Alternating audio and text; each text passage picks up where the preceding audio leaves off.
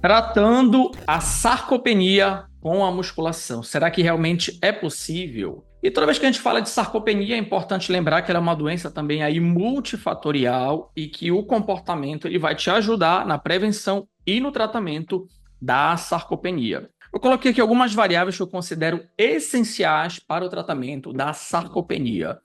Coloquei aqui o exercício físico, principalmente o exercício que estimula a síntese de proteínas, a construção muscular, o anabolismo.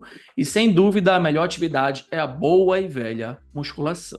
Coloquei medicamentos porque isso aqui é importante dependendo da sarcopenia. Um exemplo, sarcopenia severa, o médico ele pode prescrever até esteroides anabolizantes androgênicos em quantidades terapêuticas para auxiliar nesse anabolismo, nesse ganho de massa muscular. Outra variável muito importante é o sono, um sono restaurador com qualidade, para auxiliar na melhora da performance, o desempenho físico funcional, melhora das capacidades físicas e também na construção do tecido musculoesquelético, no anabolismo. E por fim, não menos importante, o aspecto nutricional. Eu já falei uma vez para vocês que tem uma relação entre idade e sarcopenia. A sarcopenia não é exclusiva da idade, mas tem uma relação. Normalmente, quanto maior a idade, maior o risco. E o idoso ele tem uma grande tendência, a pessoa idosa, a não ingerir a quantidade adequada de proteínas. Isso vai dificultar e muito o ganho de massa muscular. A gente tem que ter um equilíbrio entre essas quatro variáveis para que nós possamos aí prevenir e também tratar a sarcopenia. Falando aqui do exercício físico, tem um artigo muito interessante que eles avaliaram o impacto, olha aí, o impacto de 50 anos de exercício na composição corporal. Vou falar de composição corporal e depois relacionar com a sarcopenia. Nessa imagem aqui, superior, que está no meu lado esquerdo, são as mulheres jovens. Nessa do meio, é uma mulher, uma pessoa idosa que treinou a vida toda. E aqui uma pessoa idosa pangaré. Como a gente consegue observar, a mulher jovem ela tem menos adiposidade, aqui a gordura subcutânea, essa região aqui mais externa, que está quase que um cinza claro, mais ou menos para mim, quase um branco para ser específico. Aqui seria a gordura subcutânea. Essa imagem do meio, não sei se vocês estão visualizando aqui, ó, mas para especificar, seria a massa muscular. E essa aqui mais interna seria o tecido ósseo, a massa óssea. A gente consegue perceber que a mulher jovem, ela tem mais massa muscular e é fisiológico. E quando você pega uma idosa que treinou a vida toda, ela tem mais gordura e tem menos massa muscular, o que também é fisiológico. E tem mais gordura intramuscular. Mas quando você pega a idosa pangaré, a idosa sedentária, olha a diferença. E essas imagens que eu estou mostrando aqui, que são as superiores, elas estão relacionadas aqui à coxa. Então, representa principalmente aqui quadríceps femoral. E olha que interessante, tem mais gordura subcutânea, menos músculo e mais gordura intramuscular. Ou seja, ser ativo a vida toda tem um impacto sim na composição corporal, só que esse estudo tem uma limitação. Eram atletas master que treinaram 50 anos em atividades predominantemente de endurance, corrida, ciclismo, natação. Eles não eram envolvidos prioritariamente no treinamento de força. Mas só de você ser fisicamente ativo, você já tem um excelente resultado na composição corporal. Agora, pegando um estudo mais específico de pessoas com pré-sarcopenia, pessoas que tinham 70 anos, 70, idoso septuagenário com pré-sarcopenia. E eles foram envolvidos a treinar força.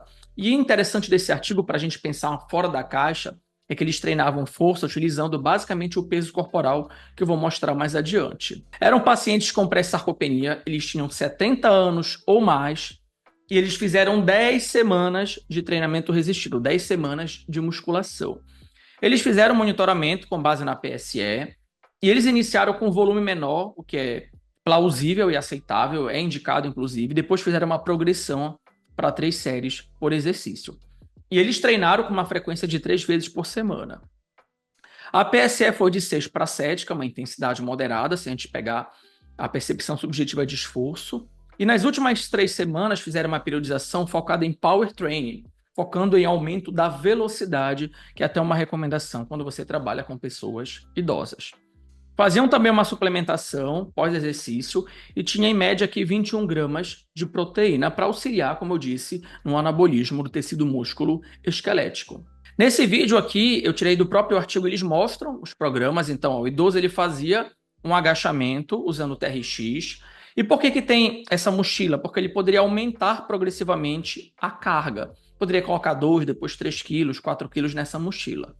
Fizeram também panturrilha em pé, mesmo sistema, simulando aqui, você pode estar utilizando um step, desde que você tenha segurança. Cuidado para não virar, para não cair. Mas fazendo um movimento de flexão plantar, que é muito importante. O senta e levanta já utilizando uma cadeira, isso é importante. Essa cadeira é para aquela pessoa que já não tem tanta segurança ou equilíbrio, você pode também estar utilizando esse objeto. Fizeram avanço também, ou afundo, como queiram chamar. Isso vai depender, né, do local. Afundo, avanço, tem uma briga. Mas é um agachamento unilateral bem interessante. Exercício unilateral importantíssimo aí, bem funcional também. Depois eles fizeram uma remada. Essa remada aqui você pode deixá-la mais intensa ou menos intensa, dependendo da inclinação do tronco.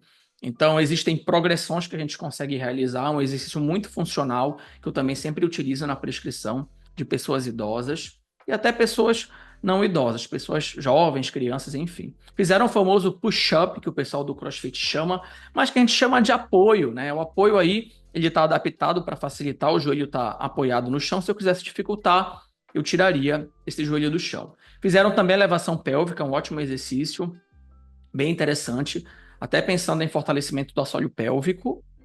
E por fim, não menos importante, eles vão finalizar aqui com o abdomination. E aí a gente consegue perceber que foi um programa bem completo, utilizou basicamente o TRX e o peso corporal. Esse programa, ele apresentou o resultado, eu vou mostrar o resultado para vocês, só que é interessante para nós pensarmos fora da caixa. Porque é sempre assim, eu tenho que treinar na academia. Não, se você tiver um peso, uns halteres, você pode ir até a casa do seu paciente, manda ele colocar lá um TRX, manda ele comprar umas barras e você consegue fazer o treinamento resistido. Com relação aos resultados, eles dividiram em homens e mulheres. Mulheres está no lado esquerdo, homens do lado direito. Eles avaliaram a composição corporal, a gente consegue perceber que eles aumentaram a massa magra, que o grupo que está em branco aqui é o grupo intervenção, que fez musculação. O grupo em cinza é o grupo controle, que não treinou.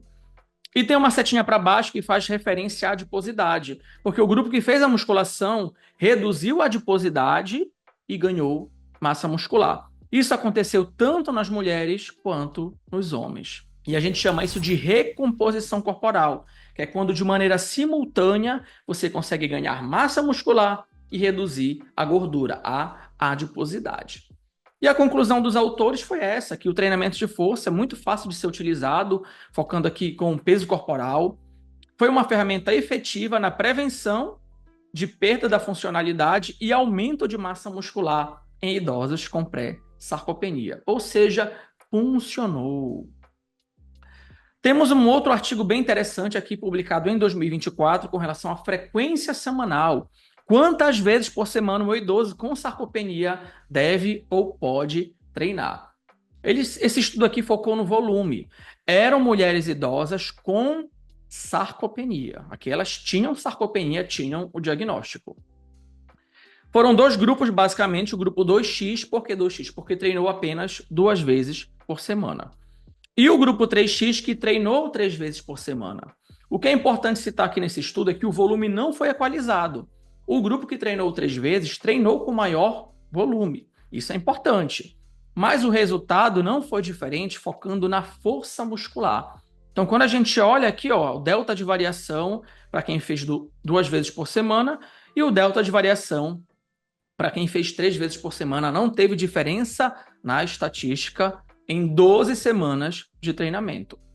Eles avaliaram também a qualidade muscular, que é um parâmetro interessante, tanto do tronco quanto dos membros inferiores, e também não teve diferença para quem fez 2 vezes por semana e quem fez 3 vezes por semana. E olha os resultados, a conclusão dos autores, que eles chamam de aplicações práticas, porque é o Jornal de Força e Condicionamento Físico, e eu particularmente gosto muito desse termo. Eles verificaram que treinar 2 ou 3 vezes por semana teve o mesmo resultado. Mas atenção, atenção! Em pessoas idosas, em mulheres idosas com sarcopenia. Então, muita calma nessa hora. Porque existe o termo científico chamado de validade externa. Ou seja, isso provavelmente não vai acontecer num atleta, numa pessoa adulta, jovem, são pessoas idosas com sarcopenia. Então, muito cuidado e muita calma nessa hora. E eles até escreveram aqui que treinar 2 vezes por semana poderia ser interessante na questão de economia de tempo. Reduzir também o deslocamento, porque às vezes o idoso ele mora mais longe daquele centro de treinamento, daquele laboratório.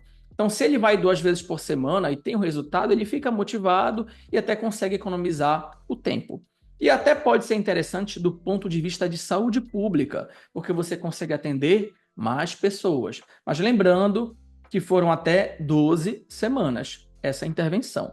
E para a gente fechar, vou mostrar aqui o estudo Revisão Sistemática com Meta-análise, os efeitos da musculação em pessoas idosas com sarcopenia. Eu vou focar aqui no Forest Plot, e esse primeiro Forest Plot, ele focou aqui na massa muscular. Aqui são os autores, então, cada ponto aqui é um estudo, aqui é uma média ponderada e aqui é um intervalo de confiança. Lembrando que esse intervalo de confiança não pode tocar nessa linha central, porque senão não vai ter diferença significativa quando toca. Ou seja, na massa muscular não teve diferença, fazer a musculação ou não fazer a musculação. Olha aqui o losango como ele está tocando essa linha central. Quando a gente olha também massa muscular das pernas, não teve diferença, apenas 2 estudos. Isso também é um fator limitante. Massa muscular pendicular também não teve diferença, mas quando a gente olha aqui a adiposidade, o grupo controle, o grupo controle tem mais adiposidade, ou seja, fazer a musculação pode ajudar na redução da adiposidade em pessoas idosas com sarcopenia. E aí muitos podem questionar, Odilon, então fazer musculação não aumenta a massa muscular em idosos com sarcopenia? Sim, porque também depende de outras variáveis, e como eu disse, uma delas é a ingesta de proteínas, é o aspecto nutricional. Não adianta ele treinar e fazer a dieta do alface ou do abacaxi que não tem proteína. Ele vai precisar de um suporte de um excelente nutricionista. Esse é um ponto-chave. Não é que a musculação não funcione para ganhar massa muscular em pessoas idosas com sarcopenia. É que ele precisa também do aspecto nutricional. Mas quando a gente olha para as outras variáveis, como a força de preensão palmar, quem fez a musculação, lado direito, losango, aqui está distante da linha central, consegue ganhar força de preensão palmar. Sabemos que é importante isso em pessoas com sarcopenia. E a força de preensão palmar é um indicador também de saúde. Quando a gente olha aqui a força de extensão de joelho, que faz referência à força dos membros inferiores, também treinar força, ele ganha, quando ele faz a musculação, ele ganha força quando você compara com o grupo controle. O losango, que é a soma de todos os estudos aqui, está distante da linha central, teve diferença significativa. Outras variáveis importantes aqui, a gait speed é a velocidade de marcha, que é um aspecto funcional. Ele consegue melhorar a velocidade de marcha quando ele faz a boa e velha musculação. Isso aqui é uma meta-análise. E qual foi a conclusão dos autores? Olha que interessante, que a musculação ajuda na prevenção e no tratamento de pessoas idosas com sarcopenia. É uma ferramenta fundamental. Quais foram os efeitos benéficos da musculação? Eu até destaquei em vermelho. Redução da adiposidade, aumenta a força e melhora a performance muscular, relacionando aqui com a funcionalidade, como nós vimos, velocidade de marcha e o tug, bem como força de preensão palmar. E a mensagem para a gente levar para casa? A musculação é uma ferramenta utilizada tanto na prevenção quanto no tratamento da sarcopenia. Cuidado com o volume total. Inicialmente, nós podemos trabalhar com um volume menor. Isso vai depender do estágio da sarcopenia. Se for sarcopenia severa, sarcopenia, pré-sarcopenia, bem como da experiência prévia do teu aluno. Nós podemos sim começar com um volume menor. Tem alguns autores que defendem o que a gente chama de volume mínimo ou volume de treinamento ideal. Isso vai depender muito da tua avaliação. Treinar 2 vezes por semana é a frequência semanal mínima e já mostra resultado positivo em pessoas idosas com sarcopenia. E a musculação vai melhorar a força, aumenta a força, reduz a adiposidade e melhora o desempenho físico-funcional em pessoas com sarcopenia. E se vocês tiverem alguma dúvida sobre essa aula, coloca aqui nos comentários, vai ser um prazer e a gente se encontra até a próxima aula. Forte abraço!